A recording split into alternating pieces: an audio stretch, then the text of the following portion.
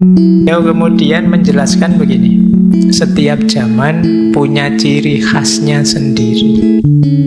Misalnya ada zaman bakteri.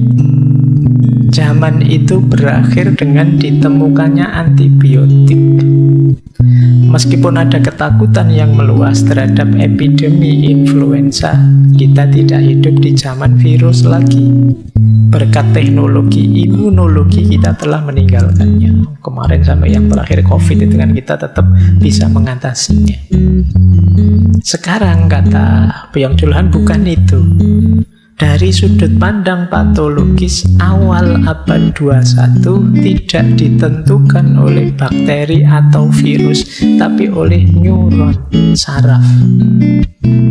Penyakit neurologis, jadi ini berhubungan dengan saraf, termasuk saraf otak. Ada beberapa yang populer. Yang pertama depresi, kemudian attention deficit hyperactive disorder. Biasanya kalau orang kemudian jadi impulsif, mudah marah, hiperaktif kalau ada orang karena khawatir dianggap malas, khawatir dianggap tidak produktif, terus mau ngerjain apa saja. Ini biasanya penyakitnya kadang ada di anak-anak. Hiperaktif itu kan sering anaknya tidak bisa diam atau tidak bisa fokus, gerak terus, dia tidak bisa disuruh diam itu kalau tidak begini-begini, kalau tidak bisa. Itu namanya ADHD. ADHD itu attention deficit hyperactive disorder. Ternyata itu sebenarnya ini banyak disebut penyakitnya anak-anak sih, tapi hari ini orang dewasa banyak yang seperti ini. Ngamuk, tidak ada alasan gebrak-gebrak. Ini kemungkinan penyakit ini. Atau borderline personality disorder. Ini penyakit kepribadian ambang. Jadi bingung, stres, impulsif. Ini BPD, bukan Bank Pembangunan Daerah, tapi ini penyakit jiwa ternyata. Baik ya, termasuk burnout syndrome. Ini menandai lanskap patologi awal abad 21. Jangan-jangan kita ada di antaranya. Jadi kita sakit jiwa tapi tidak ngaku. Jangan-jangan kita termasuk ODGJ semua.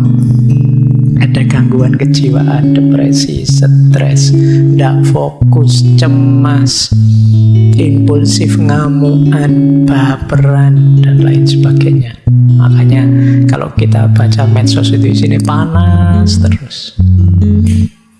Jangan-jangan kita masuk di sini. Nah, kalau dirangkum nanti di buku Burnout Society itu 3 penyakit utama. Yang pertama burnout, karena kita ditekan terus untuk produktif, kelelahan. Hidup ini rasanya berat. Kemudian depresi, satu tahap sebelum menuju putus asa, karena kita gagal memenuhi ekspektasi kita. Orang menyuruh kita begini, ceramah-ceramah mengidealkan begini, terus kita membawa diri kita ke sana, ternyata tidak mampu, terus gagal, terus kita kecewa dengan diri kita, terus kita depresi. Kemudian narsis. Narsis ini muncul karena kita terobsesi pada pembentukan diri kita yang sempurna.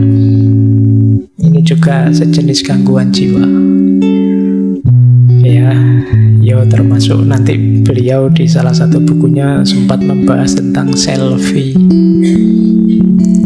Jadi yang keranjingan selfie itu bagian dari sini.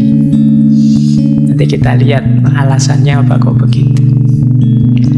Nah, kita lihat pelan-pelan. Ini untuk nengok diri kita ya, sebelum pada akhirnya kita puncaknya memang jatuh cinta kepadanya. Tapi kalau dalam kondisi kelelahan, kalau kalian kelelahan misalnya, apa yang ada di sekelilingmu yang indah tidak akan tampak indah. Yang cantik tidak akan tampak cantik kalau kamu kecapean. Sementara gaya hidup kita hari ini gaya kelelahan, burnout. Kenapa kita bisa burnout itu kan? Burn itu kan semacam nyala, out itu habis. Jadi kita kayak lilin yang kehabisan nyala. Kita kayak lampu yang kehabisan cahaya.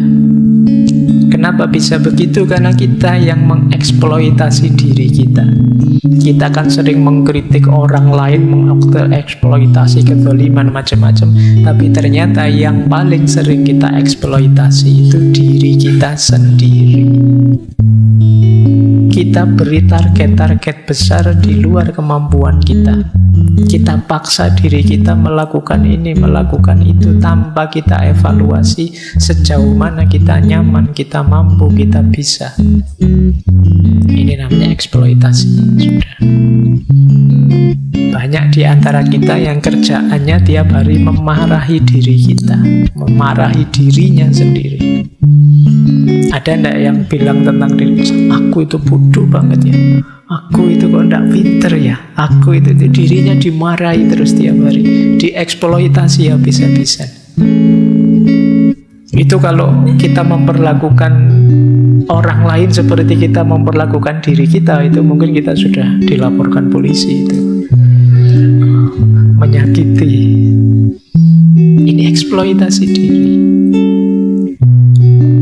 Yang kedua, kita terus didorong untuk berprestasi, berkembang, jadilah versi terbaik dirimu. Jadi kamu tertekan terus.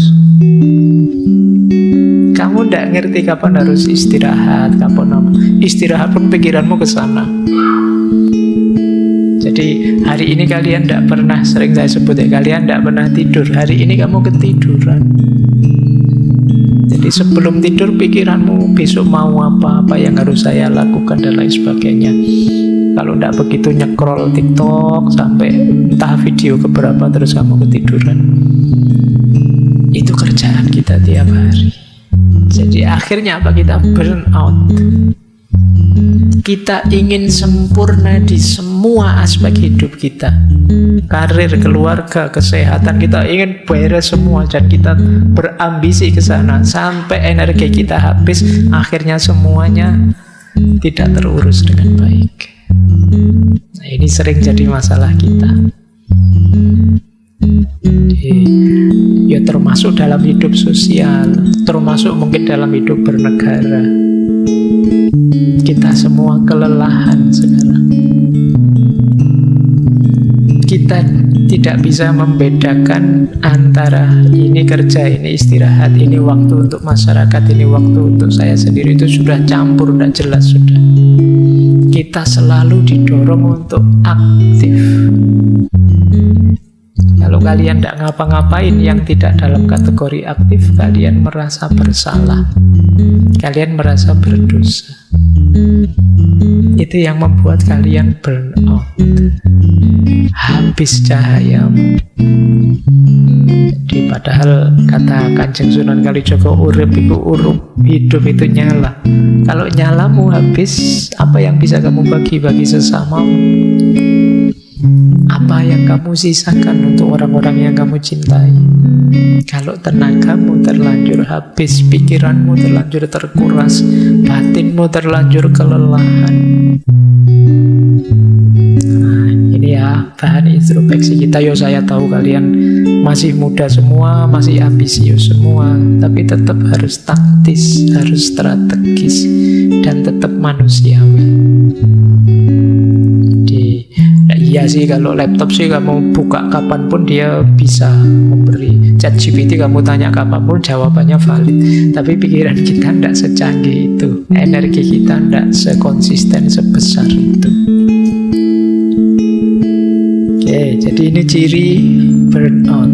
Kata yang Julhan, saat ini setiap orang adalah buruh yang mengeksploitasi dirinya sendiri dalam perusahaannya sendiri. Orang-orang sekarang menjadi tuan dan budak sekaligus. Bahkan perjuangan kelas telah berubah menjadi perjuangan batin melawan diri sendiri. Oh, ini pengembangan ya dari konsep-konsep sebelumnya. Misalnya kita mengkritik zaman dulu, eksploitasi manusia, eksploitasi bidang ekonomi, dan lain sebagainya. Ada kelompok borjuis, proletar, ada majikan, ada buruh. Yang itu majikan mengeksploitasi buruhnya. Tapi sekarang majikan itu kita, buruhnya juga kita. Kita yang target, kita yang kerja. Kita yang menyuruh dan kita yang melakukan. Jadi kita itu majikan sekaligus buruh di perusahaan diri kita sendiri. Kitalah tuan sekaligus budak. Jadi ini kalau di Nietzsche kan ada konsep mentalitas tuan, mentalitas budak.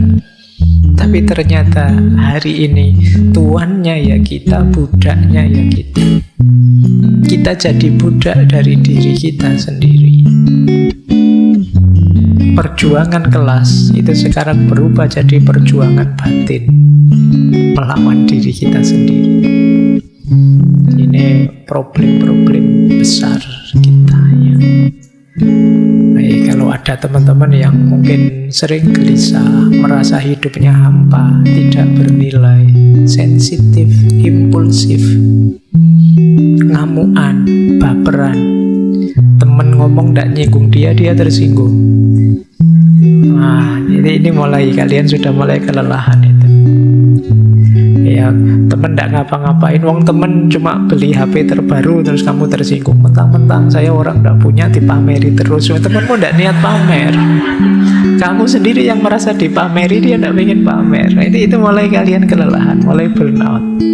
Hati-hati, jaga kesehatan ya, karena ini pertarungan berat itu melawan diri kita. Ini mungkin makna yang khusus ya. Kan kalian mungkin hafal bagaimana Rasulullah bilang setelah perang Badar itu kita kembali dari perang kecil menuju perang besar. Dan perang besar itu dulu dimaknai perang melawan diri kita sendiri. Dan sekarang disarahi oleh Biang Julhan ini ya Bu, perang paling berat memang melawan diri kita sendiri. Karena kita sering kejam pada diri kita. Kita yang sering menindas diri kita sendiri. Ini jangan dimaknai sebaliknya ya. Kadang-kadang kita itu terus memaknainya ekstrim. Berarti saya harus santai-santai saja atau Pak, males-malesan saja atau Pak, bener saya berarti kemarin rebahan saja mungkin. Kamu maknanya kamu dari ekstrim kanan ke ekstrim kiri, itu namanya. Jadi kamu harus paham konteksnya teori ini. Jadi intinya jangan berlebihan. Sampai kamu kelelahan itu berarti sudah berlebihan. Berarti kamu tidak ngerti kapan berhenti, kapan istirahat. Tapi istirahat terus, berhenti terus ya tetap negatif. Terlalu aktif jelek, terlalu pasif ya tentu saja jelek. Jadi semua yang terlalu negatif. Jadi masyarakat hari ini sudah terlalu. Jadi terlalu aktif.